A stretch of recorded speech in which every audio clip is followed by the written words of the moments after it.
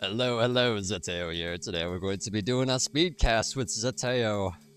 In fact, let's set that speed right now. Okay, and let's get into it. Game started. Alright, so we got Contra, back from the dead, spawned as our red Armada guy on the left-hand side.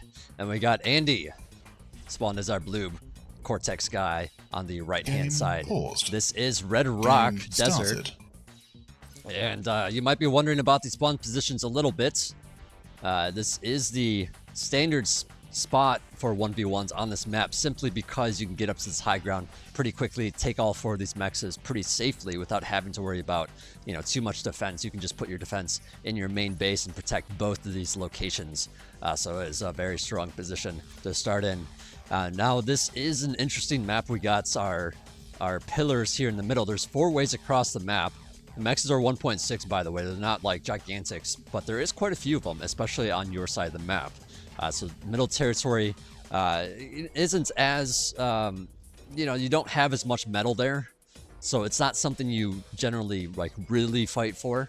And it's kind of hard to control, but at the same time, it's so narrow there that it's kind of nice to have that middle position. So we'll see if these players go for that or not. But yes, we have bots out here for Contra. Contra basically does this every game, where he loves his Armada bots. He loves getting his ticks out and harassing, and meanwhile expanding behind it. So he's already got a con up here expanding to grab that pretty freely, and even going to be able to put down a radar and some wind turbines and whatnot up there eventually. Meanwhile, on Andy's side of things, we got a Cortex vehicle opener. We have a couple of LLTs already on the field, so these ticks are not going to find value in terms of economic damage to the base, but maybe they can get after this con. First unit out here is a con, but look at this. Contra already has these 6 out. I think he did a 3-mex opener here. And with that, he's going to have a little bit less metal, but at the same time, applying this pressure pretty early on here. But the rovers come out and take care of it. Pawns are on the way.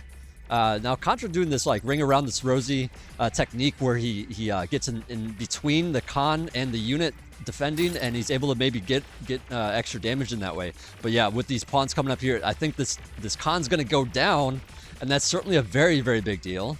Even the incisors that popped out for defense was taken out, and this really, really hurts Andy. I mean, you don't want to lose that first con as the vehicle player. That's a lot of metal, and you desperately need more metal than your opponent. So, it's just going to be really, really careful at this point, just cranking out a lot of incisors, I think, because this is just a lot of aggression from Contra. Now, Contra, he already has 4 mexes here, or he's getting a 4th one here. He's going to be getting a 5th one soon, but he also already has this con at the top, grabbing those expansions. So I think he's going to be sitting pretty good, but at the same time, he's taking some economic damage. These rovers find some damage on these wind turbines. Even one manages to get away for now. Goes after the res bots. Maybe tries to find some damage. I mean, I don't know if he can. There's a lot of pawns running around, and even the ticks, and I guess it's just going to go up here. Maybe try to find some damage up here, but Contra is in hot pursuit. These ticks moving a little bit faster up these hills. Stop for a second, apparently, unfortunately. But yeah, the tick, or the rascal, also stops there for a second, so it just gets taken out. Meanwhile, on the other side of the map, we do have some pawns trying to find some damage here still. But there are plenty of incisors out.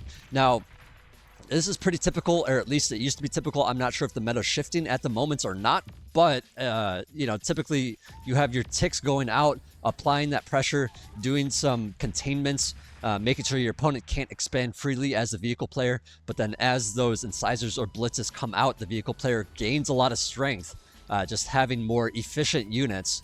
And then all of a sudden, the vehicle player can start applying a lot of pressure and expanding behind it, especially when it's incisors. Incisors just having, some extra range, some extra hit points on blitz. And, they can abuse that range, especially against infantry, things like pawns and especially grunts. Yeah, so I think they're a better unit to have in the long term than pawns are. And look at this, Contra actually taking a lot of extra damage here, just trying to get away from these incisors because of the incisor speed here. And this is becoming very, very dangerous for Contra. This is 9 incisors at the bottom here coming up, and then we got another 9 or so here in the center. blocking the path that Contra wants to raid down. And this is just a lot of incisors for Contra to deal with. So I think he's certainly going to lose this expansion if he's not careful. I'm kind of curious that he's not moving his con out of there, because he certainly doesn't have enough to handle both these balls of units.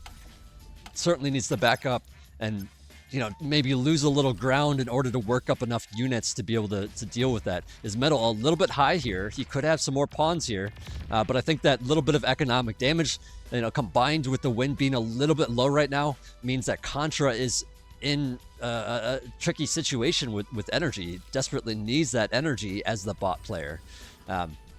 And look at this, Andy even sending up an incisor, taking out this expansion, maybe taking out this con. It's certainly a free con if he sees that that's going on. Runs into the LT, takes a little bit of damage, decides to go for the mechs. I'm not sure if he knows that the con's still alive. Oh no, he does. He's coming right back for the con. And looks like the con's going to get picked off as well. Self-deactivated on that incisor. I'm not sure if it was a mistake that he accidentally canceled it or if he meant to cancel it, but either way, the incisor gets picked off before the self-D goes off. Now Contra decides to retake this expansion with his commander. He has a construction turret here, so he's totally good with build power at his base. And with this, I think he's going to quickly be able to get back in terms of the metal income, because I think after that damage, Contra not really sitting too hot with that. And then look at the army value. The army value is very much in favor of Andy at this point. Just having those the incisors. Oh, look at this. Sorry, Contra is cloaking right now. Andy, of course, isn't going to be able to see it until he gets really up close. And look at this line. The D-guns go off, and a lot of incisors go down immediately. Contra, of course, known for his D-guns, and look at this. He takes out the entire group of incisors basically for free. As long as his commander doesn't get sniped, he should feel really good about that. Contra, of course, very known for his exceptionally good, baits with his commander and D-guns. And you think you have enough, but you really don't in some situations, especially against someone like Contra. And look at this, also pinching these incisors against the wall. They can't really just escape here. Andy forced to self-D what he can. Self-D's a couple of them to not leave Rex behind. And yeah, just now with all these pawns out, Contra has flipped the game around. Now all of a sudden, he's up 20% army value-ish. And with these Centurions marching across the map, I think he's going to try to do some kind of contain push, or maybe he's going to go straight for the base, hoping that there's no incisors nearby. And he catches wind of this, though. He sees stuff on radar, comes back with his incisors from the bottom. And, this isn't enough for the pawns to break through, but with the Centurions coming out here, Centurions have a little bit extra range on incisors. They can't really escape the incisors, but they can certainly maybe hold the position here with these pawns as backup. Andy decides to move his commander into position as into this position to help the situation. Contra looking like he might send, just decides to send some units around, and that's an air bomber guide that I hear being built here. So Contra having a bomber follow up here. He must feel pretty comfortable with these Centurions in the center here, because this is a lot of pressure. It's, you put units here, strong, powerful units, and all of a sudden, Andy has to respect that, and all of a sudden, he can't really do as many raids, because if he sends so many units to raid, now all of a sudden Contra pushes through the center here. And at the same time, commanders are not great against Centurions. Centurions outrange the commander D-gun, and one Centurion can take out a commander. So, Andy's got to be very, very careful in this position, because 5 Centurions can melt a commander very, very, very quickly. At the top here, meanwhile, we do have a pounder out for Andy, so he's going to shoot these units out, trying to raid at the top. And now Andy's trying to push forward here, trying to regain some central control. Starts putting up a radar, it looks like. Contra sees what's going on, decides to push the Centurions forward. Now, his commander's in a very dangerous position. He needs to get the heck out of there. And the Centurions are going straight for the commander. The commander very low, and it gets got, I guess. And Contra takes the win there. Battle What ended. a game. Andy, I don't know what to say. I'm lost for words, I guess. But, Contra having that nice, really early game, what's it called?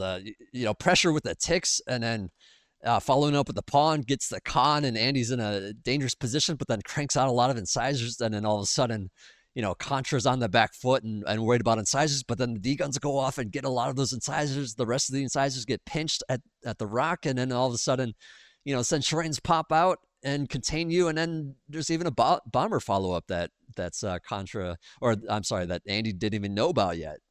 What a crazy game. Hope you guys enjoyed it.